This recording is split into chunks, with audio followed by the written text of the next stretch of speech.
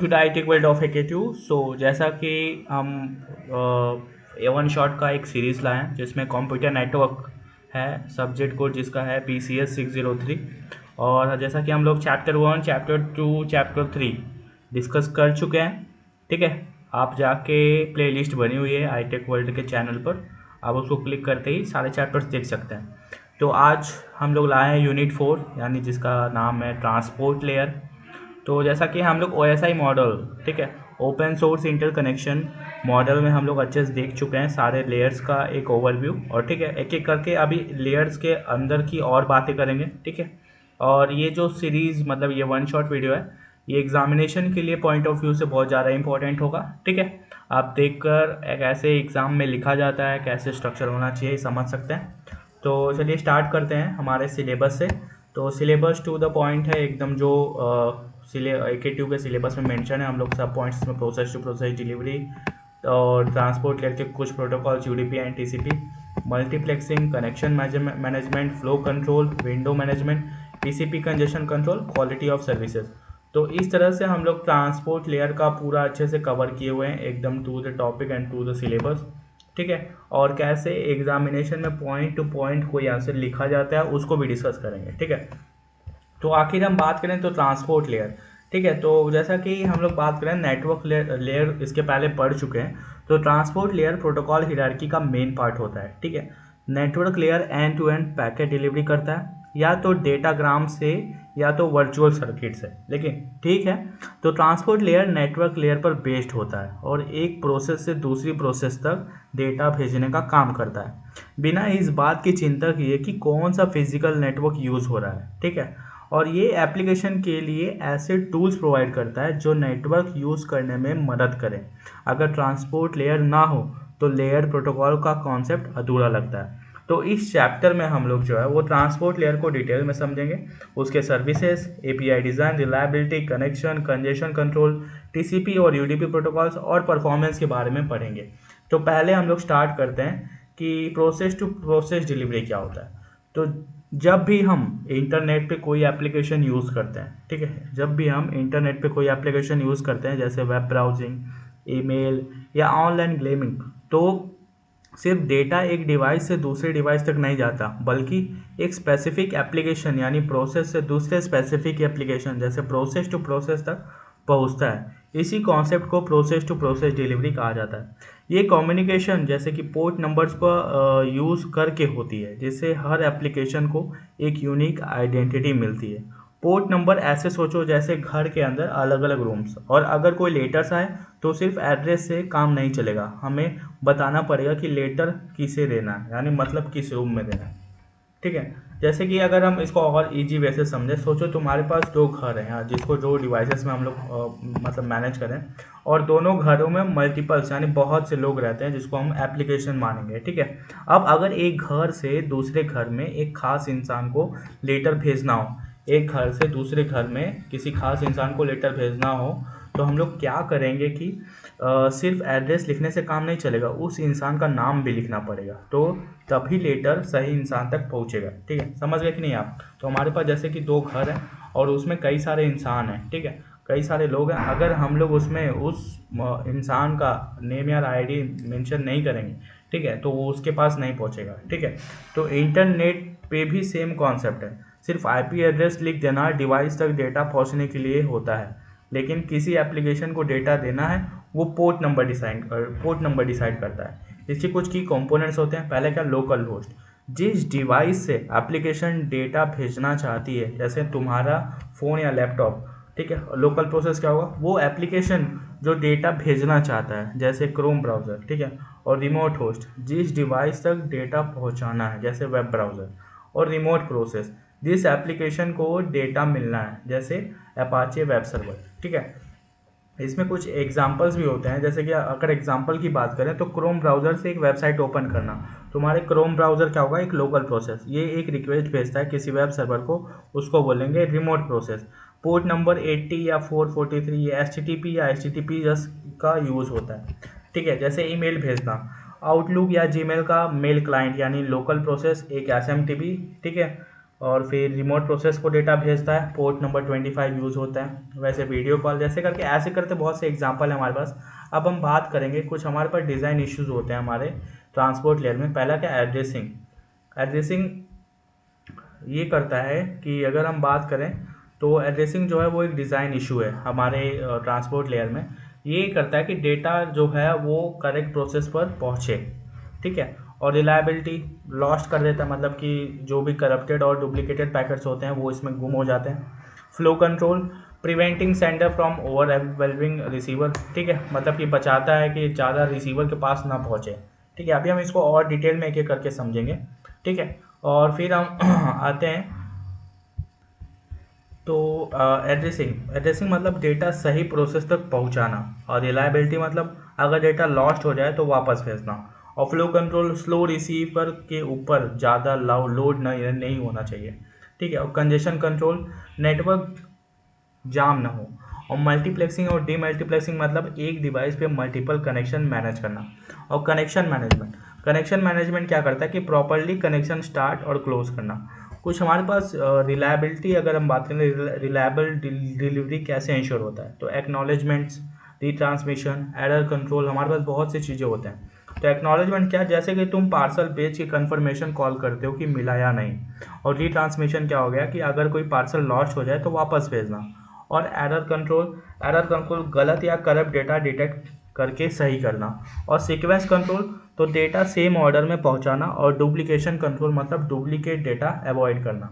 तो अगर हम बात करें पूरा मिला के कंक्लूजन की तरफ, तो प्रोसेस टू प्रोसेस डिलीवरी एक बहुत इंपॉर्टेंट कॉन्सेप्ट है जो इंश्योर करता है कि एक स्पेसिफिक एप्लीकेशन का डेटा सिर्फ उसी एप्लीकेशन तक पहुंच सके बिना किसी इंटरफेरेंस के।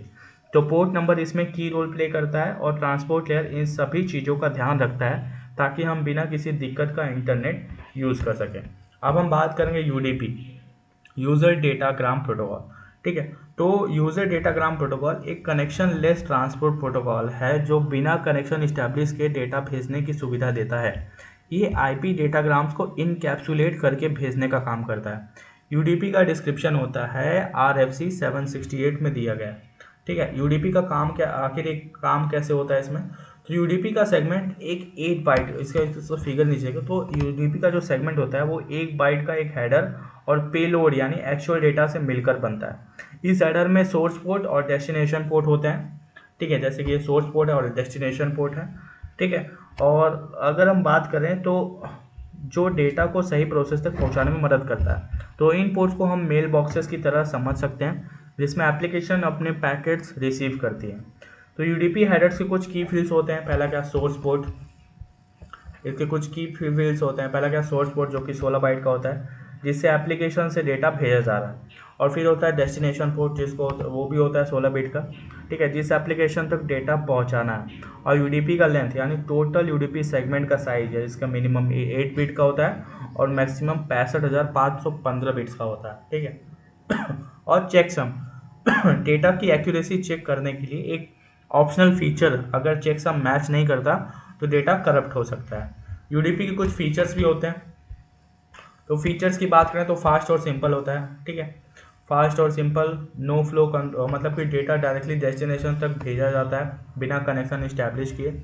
और नो फ्लो कंट्रोल और कंजेशन कंट्रोल, डेटा भेज दिया जाता है बिना इस बात की परवाह की रिसीवर रेडी है या नहीं है, ठीक है। अगर हम बात करें तो डोमेन नेम सिस्टम, जब आप किसी वेबसाइट का नाम जैसे www.google.com लिखते हो तो ब्राउज़र एक यूडीपी रिक्वेस्ट भेजता है डीएनएस सर्वर को। डीएनएस सर्वर इसका जवाब एक यूडीपी रिस्पॉन्स में देता है। इसमें वेबसाइट का आईपी एड्रेस होता है, ठीक है। और भी अगर एग्जांपल की बात करें जैसे ऑनलाइन गेमिंग, मल्टीप्लेयर गेम्स में डेटा फास्ट एक्सचेंज होता है, लेकिन अगर कोई पैकेट लॉस्ट हो जाए तो गेम ऑटोमेटिकली अगले फ्रेम में अपडेट कर लेता है बिना रुकावट, ठीक है। इसी तरह से ये आप देख रहे होंगे, ये हेडर पार्ट होता है, डेटा पार्ट होता है, इसमें एक सोर्स पार्ट होता है 16 बिट का और डेस्टिनेशन पोर्ट होता है, ठीक है। अब हम आते हैं हमारे process to process communication in UDP, ठीक है। अब हम अगर डायग्राम को और अच्छे से समझना चाहें तो जैसे कि आप ये डायग्राम यूडीपी हेडर फॉर्मेट को दिखाता है जो एक 8 बाइट का होता है, ठीक है। ये हेडर 4 बिट्स में डिवाइड होता है, 4, ठीक है, 4 फील्ड्स में डिवाइड होता है और हर एक 16 बाइट यानी 2 बाइट का होता है, ठीक है। और फिर अगर हम 16 बिट यानी 2 बाइट्स, हेडर के बाद डेटा होता है जो यूज़र को एक्चुअल मैसेज को रिप्रेजेंट करता है। अब ये हेडर फील्ड को अच्छे से देखें तो सोर्स पोर्ट इसमें कितना 16 बिट, ठीक है, ये सेंडर के पोर्ट नंबर को रिप्रेजेंट करता है। अगर ये फील्ड यूज़ नहीं होता तो इसमें 0 डाला जाता, ठीक है। और ये है हमारा डेस्टिनेशन पोर्ट, ठीक है, ये रिसीवर के पोर्ट नंबर को स्पेसिफाई करता है जिससे करेक्ट एप्लीकेशन डेटा रिसीव करे। और इसका टोटल लेंथ कितना होता है 16 बिट। ये यूडीपी हेडर प्लस डेटा का टोटल साइज बताता है। और मिनिमम लेंथ इसका 8 बिट होता है, ठीक है, 8 बाइट्स होता है क्योंकि सिर्फ हेडर का साइज भी 8 बाइट्स होता है। और फिर बात करेंगे चेकसम जो 16 बिट्स का, ये एरर डिटेक्शन के लिए यूज़ होता है। इससे इंश्योर किया जाता है कि डेटा ट्रांसमिशन के दौरान करप्ट ना हो, ठीक है। अब बात करते हैं हमारे कुछ प्रोसेस टू प्रोसेस कम्युनिकेशन, ठीक है, process to process communication in UDP, ठीक है। यूडीपी जो होता है वो प्रोसेसेस के बीच डायरेक्ट कम्युनिकेशन इनेबल करता है बिना किसी कनेक्शन इस्टेब्लिश किए। ये 3 मेन कॉन्सेप्ट पर बेस्ड होता है। पहला सॉकेट एड्रेसिंग, ठीक है, इसमें यूडीपी कम्युनिकेशन होता है कि IP address plus port number का यूज़ करता है जिससे करेक्ट प्रोसेस तक डेटा पहुंच सके। और दूसरा होता है इंडिपेंडेंट डेटाग्राम। हर यूडीपी पैकेट इंडिपेंडेंट होता है, यानी हर एक पैकेट अलग अलग भेजना और रिसीव किया जाता है। और तीसरा होता है नो कनेक्शन मैनेजमेंट। यूडीपी में कोई कनेक्शन इस्टेब्लिशमेंट और टर्मिनेशन फेस नहीं होता जैसे टीसीपी में होता है। ये डायरेक्ट डेटा भेजता है बिना हैंडशेक के। इसके कुछ की फीचर्स होते हैं। पहला क्या, फ्लो कंट्रोल। तो फ्लो कंट्रोल क्या होता है कि यूडीपी में कोई फ्लो कंट्रोल नहीं होता। अगर एप्लीकेशन को ज़रूरत हो तो खुद इम्प्लीमेंट करना पड़ता है। और फिर एरर कंट्रोल, यूडीपी सिर्फ चेक सम का यूज़ करता है बेसिक एरर डिटेक्शन के लिए। अगर एरर डिटेक्ट हो जाए तो पैकेट डिस्कार्ड हो जाता है और रीसेंड नहीं होता। और फिर आता है हम लोग का चेकसम कैलकुलेशन। यूडीपी का चेकसम 3 चीज़ों पर बेस्ड होता है। पहला सूडो हेडर जो आईपी लेयर से आता है, और यूडीपी हेडर, और तीसरा है एप्लीकेशन लेयर का डेटा। और एप्लीकेशन ऑफ यूडीपी की बात करें तो यूडीपी उन एप्लीकेशन में यूज़ होता है जहां स्पीड ज़्यादा इंपॉर्टेंट होता है रिलायबिलिटी से। पहला क्या होता है कि simple request response communication. Example की बात करें तो डीएनएस लुकअप जिसमें फास्ट डोमेन रिजोल्यूशन चाहिए होता है। Application with internal flow and error control. Example की बात करें तो कुछ प्रोटोकॉल्स खुद एरर और फ्लो कंट्रोल हैंडल करते हैं जैसे आरटीपी यानी रियल टाइम ट्रांसपोर्ट प्रोटोकॉल। और फिर बात करेंगे मल्टीकास्टिंग के लिए ट्रांसपोर्ट प्रोटोकॉल। एग्जांपल में जैसे लाइव स्ट्रीमिंग सर्विसेज में एक ही डेटा मल्टीपल यूज़र तक साइमल्टेनियसली भेजा जाता है। और फिर आता है हम लोग का नेटवर्क मैनेजमेंट। नेटवर्क मैनेजमेंट में आता है simple network management protocol, network devices का मॉनिटरिंग और मैनेजमेंट करता है। और फिर आता है राउट अपडेटिंग प्रोटोकॉल यानी आरआईपी, रूटिंग इंफॉर्मेशन प्रोटोकॉल, जो राउटर्स को शॉर्टेस्ट पाथ फाइंड करने में मदद करता है। और फिर interactive real time application, example जैसे वीओआईपी कॉल्स, ऑनलाइन गेमिंग और वीडियो स्ट्रीमिंग, जिसमें लो लेटेंसी ज़रूरी होती है।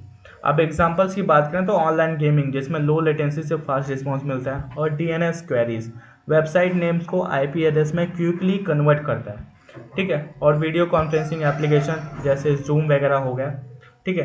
तो अगर स्पीड और लो लेटेंसी इंपॉर्टेंट हो तो यूडीपी बेस्ट चॉइस है, ठीक है। अब हम आ गए टीसीपी आईपी जो कि हम लोग चैप्टर फर्स्ट में पढ़े हुए हैं। तो टीसीपी आईपी एक कनेक्शन ओरिएंटेड प्रोटोकॉल है जो ट्रांसपोर्ट लेयर में काम करता है। ये रिलायबल डेटा डिलीवरी इंश्योर करता है, ठीक है। और अगर बात करें तो एरर चेकिंग, फ्लो कंट्रोल और एक्नॉलेजमेंट का यूज़ करके टीसीपी सेंडर और रिसीवर के बीच पहला कनेक्शन इस्टेब्लिश करता है, फिर डेटा को करेक्ट ऑर्डर में डिलीवर करता है। तो टीसीपी के हमारे पास कुछ की फीचर्स भी होते हैं। पहला क्या कि रिलायबल डेटा ट्रांसफ़र। अगर टीसीपी एक्नॉलेजमेंट और डी ट्रांसमिशन का यूज़ करता है ताकि डेटा बिना किसी एरर के डेस्टिनेशन तक पहुँचे। और फिर flow control sliding window technique का यूज़ करता है जो सेंडर और रिसीवर के बीच डेटा फ्लो को मैनेज करता है और कंजेशन अवॉइड करता है। और error detection and correction, her packet में एरर डिटेक्टिंग कोड्स होते हैं। अगर एरर मिलता है तो पैकेट रीसेंड किया जाता है।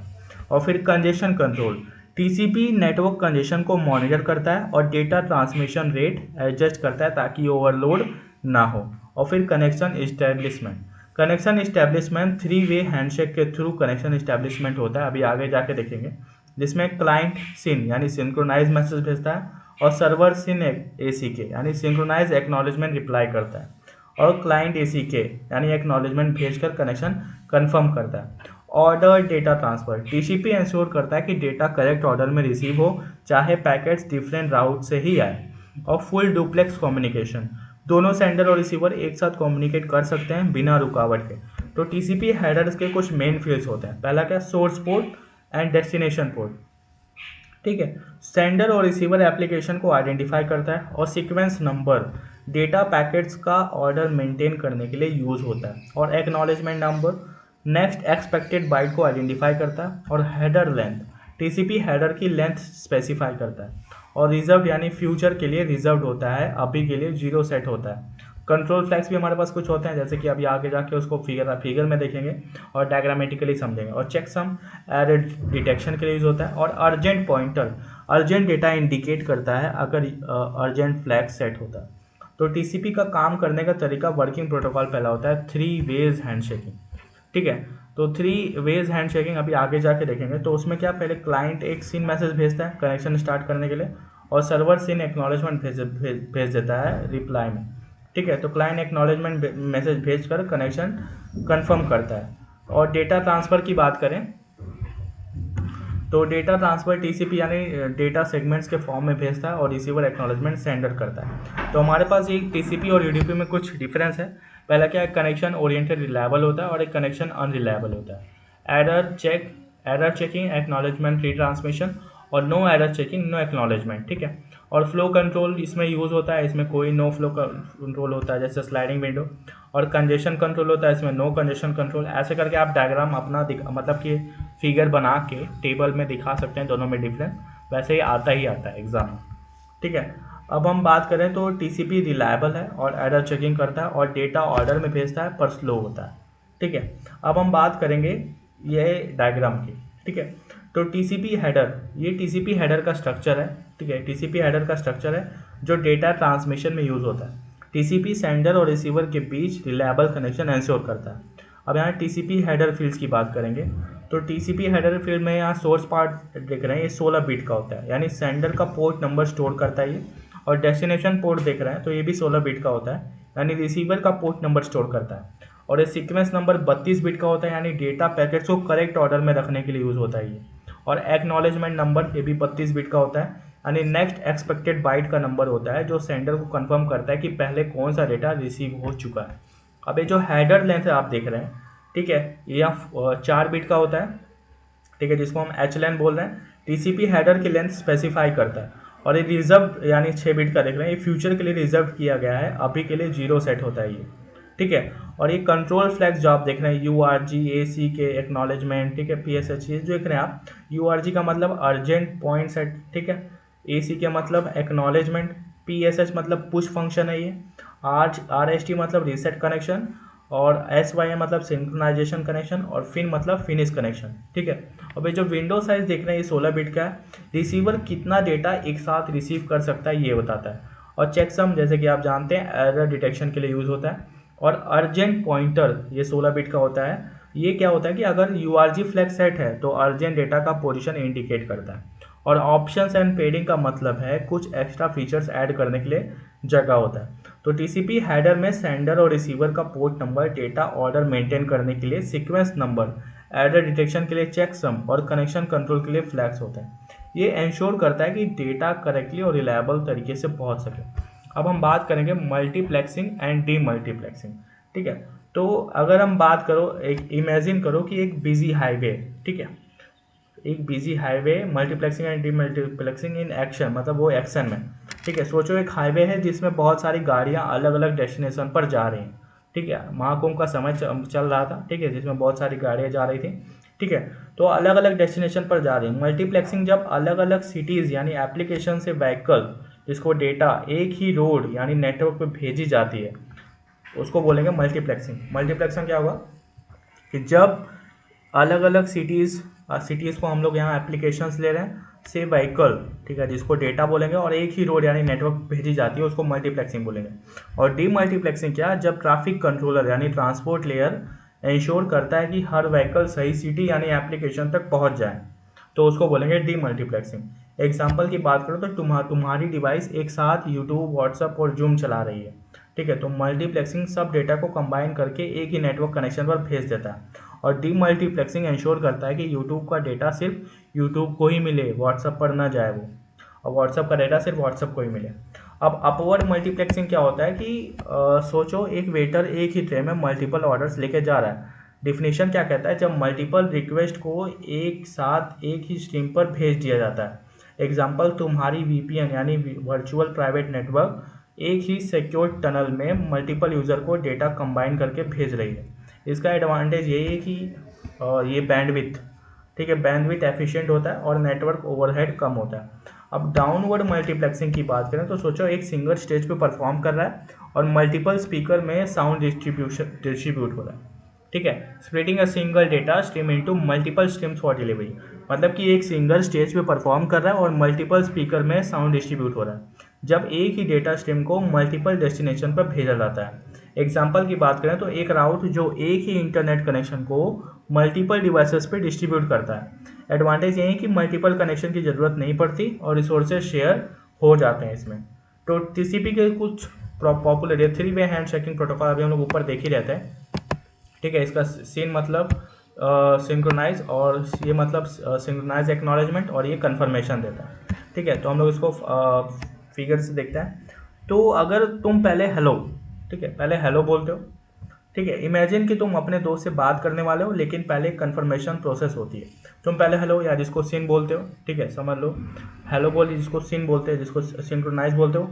अगर दोस्त बात करना चाहता है तो वो हेलो आई हियर यू बोलेगा, यानी सिन एक्नॉलेजमेंट रिप्लाई करेगा, और तुम कंफर्म करते हो ओके लेट्स टॉक, यानी एक्नॉलेजमेंट, और कन्वर्सेशन शुरू हो जाती है। ये सेम प्रोसेस टीसीपी में होता है। क्लाइंट क्या पहले सिंक्रोनाइज सेंड करता है जैसे कि हेलो, और सर्वर क्या करता है कि सिन एसी के रिप्लाई करता है जैसे कि मैं सुन रहा हूँ रेडी हूँ, और क्लाइंट ओके करके एक्नॉलेजमेंट भेज देता है, यानी कनेक्शन इस्टेब्लिश्ड हो जाती है, ठीक है। अब ये बात करें तो 3-वे हैंडशेकिंग इसमें काम कैसे कर रहा है। तो इसमें क्या क्लाइंट का स्टेट क्या है कि सिन सेंड, ठीक है, मतलब सिंक्रोनाइजेशन सेंड होता है जब वो पहला सिंक्रोनाइजेशन सेंड भेजता है सीक्वेंस और 00, तो सर्वर सिन रिसीव स्टेट में चला जाता है जब वो सिन एक्नॉलेजमेंट भेज देता है, ठीक है। वो भेज दिया, ठीक है, इस्टेब्लिश हो गया। जब क्लाइंट एक्नॉलेजमेंट सेंड करता है तो उसका कुछ ऐसा रहता है जो आप देख रहे हैं। तो ये हमारा मतलब सीक्वेंस का है और ये एक्नॉलेजमेंट का है, ठीक है। तो जब क्लाइंट एक्नॉलेजमेंट सेंड करता है तो दोनों का कनेक्शन इस्टेब्लिश होता है। इसका मतलब है एक सेफ और रिलायबल कनेक्शन इस्टेब्लिश हो गया। तो मल्टीप्लेक्सिंग और डी मल्टीप्लेक्सिंग इंश्योर करता है कि multiple application network efficiently use कर सके, और 3-वे हैंडशेक एक सिक्योर कनेक्शन इस्टेब्लिश करता है जिसमें दोनों तरफ से कंफर्मेशन होता है। तो हर बार जब तुम यूट्यूब या व्हाट्सएप ओपन करते हो तो ये सब प्रोसेस बैकग्राउंड में चलता है, ठीक है। अब टीसीपी यानी कंजेशन कंट्रोल एल्गोरिथम देखते हैं। तो सोचो कि एक रोड पे ट्रैफिक बढ़ रहा है और एक ट्रैफिक पुलिस मैनेजर कर रहा है, ठीक है, मैनेज कर रहा है। तो टीसीपी में डेटा पैकेट्स का ट्रैफिक मैनेज करना, मतलब कि अगर बात करें, सोचो एक रोड पर ट्रैफिक बढ़ रहा है और एक ट्रैफिक पुलिस मैनेज कर रहा है, तो टीसीपी में डेटा पैकेट्स का ट्रैफिक मैनेज करने का काम कंजेशन कंट्रोल एल्गोरिथम करता है, ठीक है।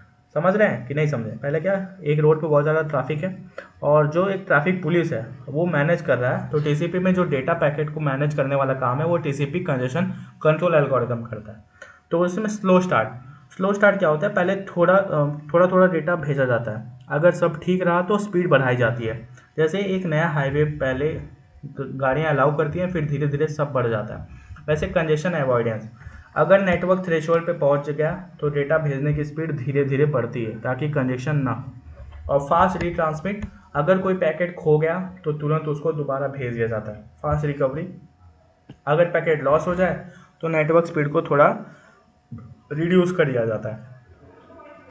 और थ्रेशोल्ड एडजस्टमेंट, अगर नेटवर्क में प्रॉब्लम आई तो स्पीड कम कर दी जाती है। और एक्नॉलेजमेंट का यूज़, रिसीवर एक कंफर्मेशन भेजता है कि उसको डेटा मिल गया, इसे कंफर्मेशन को एक्नॉलेजमेंट कहते हैं। और फाइनल गोल, नेटवर्क स्मूथ चले और ज़्यादा डेटा भेज सके बिना लॉस के, ठीक है। और फिर बात करेंगे कनेक्शन इस्टेब्लिशमेंट, ठीक है। कनेक्शन इस्टेब्लिशमेंट 3-वे हैंडशेकिंग, भाई सिन एक्नॉलेजमेंट और एक्नॉलेजमेंट, ठीक है। और कनेक्शन मेंटेनेंस, डेटा रिलायबल से एक्सचेंज होता है, अगर कोई डेटा लॉस हो जाए तो दोबारा भेज दिया जाता है। और फिर फ्लो कंट्रोल, तो फ्लो कंट्रोल सेंडर ज़्यादा डेटा ना भेजे जो रिसीवर हैंडल ना कर सके। जैसे तुम्हारा दोस्त एक साथ 10 सवाल पूछे तो तुम कंफ्यूज हो जाओगे। और फिर कंजेशन कंट्रोल, डेटा भेजने की स्पीड एडजस्ट होती है ताकि नेटवर्क ओवरलोड ना हो। और कनेक्शन टर्मिनेशन यानी 4 वे प्रोसेस, जब क्लाइंट और सर्वर बात खत्म करते हैं तो ये 4 स्टेप्स होता है। पहले फिन बाय बोलो, ठीक है, बाय बोलो, जिसको सिन बोलते हैं। क्लाइंट बोलता है कि मुझे बात खत्म करनी है। एक्नॉलेजमेंट, ठीक है सुना, सर्वर कंफर्म करता है। और फिन मुझे भी बात खत्म करनी है, सर्वर भी फिन भेजता है। Acknowledgement okay done, client final confirmation भेज देता है, कनेक्शन क्लोज हो जाता है। ठीक है, तो ये आप डाउनवर्ड और ये अपवर्ड। तो यहाँ पर देख रहे हैं अपर लेयर स्टैक जो है वो कैसे जो है वन वर्चुअल सर्किट फॉर्म कर रहा है। ठीक है, और यहाँ पर अपवर्ड में वही चीज़ उल्टा होता है। ठीक है, टीसीपी नेटवर्क को स्मूथ चलाने में मदद करता है, जो हमारा ये कंजेशन कंट्रोल होता है। ठीक है, और अगर नेटवर्क स्लो या कंजेस्टेड हो तो टीसीपी अपनी स्पीड एडजस्ट करता है और 3 वे हैंड शेकिंग से कनेक्शन सिक्योर बनता है। ठीक है, तो अब जब तुम यूट्यूब या व्हाट्सएप को जूम या यूज़ करोगे तो ये सब बैकग्राउंड में चल रहा होता है। तो अब ये टीसीपी कनेक्शन इस्टेब्लिशमेंट देखते हैं। तो ट्रांसपोर्ट लेयर कॉन्सेप्ट, ठीक है, तो ट्रांसपोर्ट लेयर का कुछ कॉन्सेप्ट होता है। यहाँ पर आप देख रहे हैं तो एक होस्ट 1 है और एक होस्ट 2 है। तो सिंक्रोनाइजेशन भेज रहा है और जैसे ही उसको रिप्लाई आता है तो वैसे एक्नॉलेजमेंट भेजता है कि हाँ मैंने रिसीव कर लिया, तो एक कन्फर्मेशन बन गया। और फिर इसको एक एक्नॉलेजमेंट भेजेगा तो लास्ट में हम लोग का एक्नॉलेजमेंट रिसीव हो जाता है। ठीक है, तो DCP connection establishment in normal case, और ये कोलिजन कॉल हो गया कि मतलब कि एक से ज़्यादा हमें कॉल मिल रहे हैं। ठीक है, अब हम विंडो मैनेजमेंट की बात करेंगे। तो ये कंट्रोल करता है कि एक बार में कितना डेटा भेजना है बिना एक्नॉलेजमेंट मिले। इससे सेंडर रिसीवर को ओवरलोड नहीं करता और स्मूथ डेटा ट्रांसफ़र होता है। एग्जांपल की बात करें तो टीसीपी यानी विंडो साइज़ को एडजस्ट करता है ताकि नेटवर्क कंजेशन ना हो और रिलायबल डेटा ट्रांसफ़र हो। ठीक है, जैसे इसमें पहला आता है हम लोग का स्लो स्टार्ट। तो स्लो स्टार्ट, टीसीपी पहले छोटी स्पीड से डेटा भेजता है और अगर सब सही रहा तो स्पीड डबल करता है जब तक एक लिमिट यानी थ्रेशोल्ड तक ना पहुँचे। कंजेशन अवॉइडेंस, अभी ऊपर हम लोग पढ़े हुए हैं, अगर नेटवर्क कंजेस्ट होने लगे यानी पैकेट लॉस हो तो स्पीड जो है वो धीरे धीरे बढ़ती है बिना ओवरलीड किए। ठीक है, एग्जांपल की बात करें तो जब यूट्यूब वीडियो स्ट्रीम होती है बिना बफरिंग के तो टीसीपी नेटवर्क स्पीड के अकॉर्डिंग ट्रांसमिशन रेट एडजस्ट करता है। अब आते हैं हम लोग क्वालिटी ऑफ सर्विसेज, जो हम लोग पढ़ते हैं। तो क्वालिटी ऑफ सर्विसेज इंश्योर करता है कि इंपॉर्टेंट डेटा पहले डिलीवर हो और डिले ना आए। VoIP कॉल्स वीडियो स्ट्रीमिंग और गेमिंग में यूज़ होता है जहां लो लेटेंसी और कंसिस्टेंट डेटा डिलीवरी जरूरी होता है। अब फ्लो कंट्रोल इन ट्रांसपोर्ट लेयर, पहला क्या पर्पस, इसका ज़रूरत क्या है, तो ये इंश्योर करता है कि सेंडर जो है वो ज़्यादा डेटा ना भेजे जो रिसीवर हैंडल ना कर सके। और टीसीपी स्लाइडिंग विंडो का यूज़ करता है ताकि डेटा एक बैलेंस रेट पर भेजा जाए। और डिनामिक एडजस्टमेंट, विंडो साइज बढ़ और घट सकती है नेटवर्क कंजेशन और रिसीवर के प्रोसेसिंग स्पीड के अकॉर्डिंग। अब performance impact, flow control smooth transmission ensure करता है ताकि रिसीवर ओवरलोड ना हो। एग्जांपल की बात यह कि अगर रिसीवर के बफर में कम जगह है तो वो छोटी विंडो साइज भेजकर सेंडर को स्लो करने को बोलेगा। ठीक है, अब हमको ज़रूरत की पड़ी need for transmission of segment in transport layer. तो रीट्रांसमिशन आफ्टर टाइम एक्सपायर, अगर सेंडर ने डेटा भेजा और टाइम लिमिट तक एक्नॉलेजमेंट नहीं मिला तो वो दोबारा डेटा भेजता है। इससे इंश्योर होता है कि कोई डेटा लॉस ना हो। और retransmission after time expire, 3 duplicate acknowledgement, अगर सेंडर को एक ही एक्नॉलेजमेंट 3 बार मिले तो समझ जाता है कि एक पैकेट लॉस्ट हो गया और उसे दोबारा भेजता है। ये नेटवर्क में लॉस्ट या आउट ऑफ ऑर्डर पैकेट को रिकवर करने के फास्ट तरीके होते हैं। ठीक है, तो टीसीपी कंजेशन कंट्रोल जो है वो स्मूथ डेटा को, मतलब कि स्मूथ डेटा ट्रांसमिशन और कंजेशन से बचाता है। और QoS इंपॉर्टेंट डेटा को प्रायोरिटी देता है जैसे वीडियो कॉल्स और गेमिंग में। और फ्लो कंट्रोल सेंडर की स्पीड एडजस्ट करता है। ये सभी फीचर इंश्योर करता है कि तुम्हारा इंटरनेट स्मूथ चले और डेटा लॉस ना हो। ठीक है, अब बात करते हैं हम लोग विंडो मैनेजमेंट। ठीक है, विंडो मैनेजमेंट क्या होता है कि स्लाइडिंग विंडो प्रोटोकॉल, यानी पहला क्या कि डेटा भेजने का एक तरीका है जो इंश्योर करता है कि सेंडर एक साथ ज़्यादा डेटा ना भेज दे और रिसीवर हैंडल कर सके।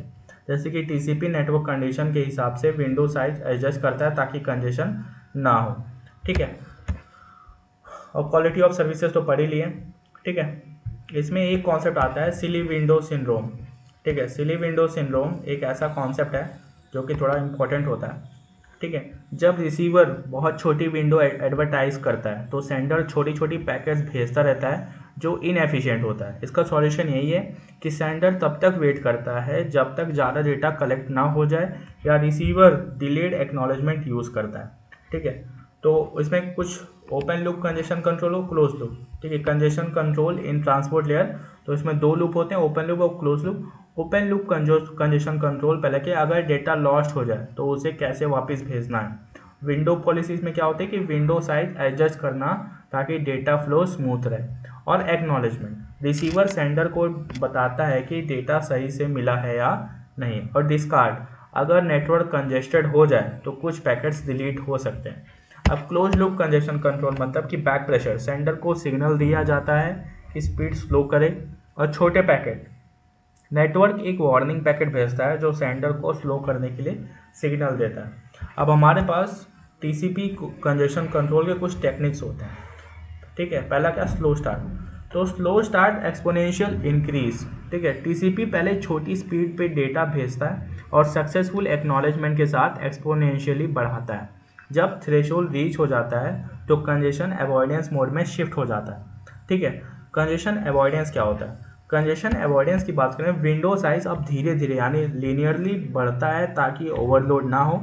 अगर पैकेट लॉस होता है तो विंडो साइज कम कर दी जाती है। कंजेशन डिटेक्शन की बात करें तो पैकेट लॉस डिटेक्शन, अगर पैकेट लॉस होता है तो नेटवर्क कंजेस्टेड हो सकता है। इसमें क्या डुप्लीकेट्स एक्नॉलेजमेंट्स होते हैं, अगर 3 सेम एक्नॉलेजमेंट मिलते हैं तो सेंडर पैकेट रिसेंड करता है। और टाइम आउट का भी इसमें कॉन्सेप्ट होता है। तो टाइम आउट, अगर एक्नॉलेजमेंट नहीं आता तो टीसीपी एज्यूम करता है कि कंजेशन है। ठीक है, अब हम बात करेंगे क्यूएस और उसको इम्प्रूव करने के टेक्निक्स। तो अगर हम बात करें तो इस टेक्निक से हमारे पास कुछ कीज को इम्प्रूव करने के लिए, पहला क्या, ट्रैफिक प्रायोरिटाइजेशन। इसमें क्या है, डिफरेंट सर्विसेज जिसको डिफ सर बोलते हैं, हाई प्रायोरिटी पैकेट्स को पहले भेजना। और इंटीग्रेटेड सर्विसेज जिसको बोलते हैं इन सर, तो नेटवर्क में बैंडविड्थ रिजर्व करके इंपॉर्टेंट एप्लीकेशन को प्रायोरिटी देना। और ट्रैफिक शेपिंग एंड पॉलिसिंग, तो ट्रैफिक शेपिंग मतलब डेटा को लिमिट करना ताकि कंजेशन ना हो। और ट्रैफिक पॉलिसिंग मतलब अगर कोई ज़्यादा डेटा भेज रहा है तो एक्स्ट्रा डेटा डिस्कार्ड या लो प्रायोरिटी पे डालना। और resources reservation protocol RESVP, important traffic के लिए पहले से बैंडविड्थ रिजर्व करना। और क्यूइंग टेक्निक मतलब प्रायोरिटी क्यूइंग यानी ज़रूरी डेटा को पहले भेजना। और वेटेड फेयर क्यूइंग, ये क्या होता है, WFQ मतलब सभी के लिए। ठीक है, सबके लिए बैंडविड्थ को इक्वली डिवाइड करना। और रैंडमली अर्ली डिटेक्शन मतलब कंजेशन होने से पहले ही कुछ पैकेट्स ड्रॉप करना। और बैंडविड्थ मैनेजमेंट यानी लोड बैलेंसिंग, ट्रैफिक को अलग अलग पास पे डिस्ट्रीब्यूट करना। और लेटेंसी और जिटर कंट्रोल यानी low latency queuing, LLQ, important packets को प्रायोरिटी देना। और जिटर बफरिंग यानी वॉइस और वीडियो में लैग अवॉइड करने के लिए पैकेट टाइमिंग एडजस्ट करना। ठीक है, और नेटवर्किंग मॉनिटरिंग। ठीक है, networking monitoring and traffic analysis मतलब कि फ्लो मॉनिटरिंग मतलब क्या होता है कि नेटवर्क प्रॉब्लम जल्दी डिटेक्ट करना। और traffic analysis tool, net flow जैसे टूल से ट्रैफिक पैटर्न एनालाइज करना। तो ये सारी टेक्निक इंश्योर करते हैं कि नेटवर्क फास्ट और स्मूथ चले और ज़रूरी डेटा बिना डिले के पहुँचे। तो इस तरह से हम लोग चैप्टर 4 का भी one shot to the examination point of view से अच्छे से कवर कर लिए हैं। अब हम लोग मिलेंगे लास्ट चैप्टर यूनिट 5 में। ठीक है, और till then keep learning, keep watching the iTech world. Thank you for the watching.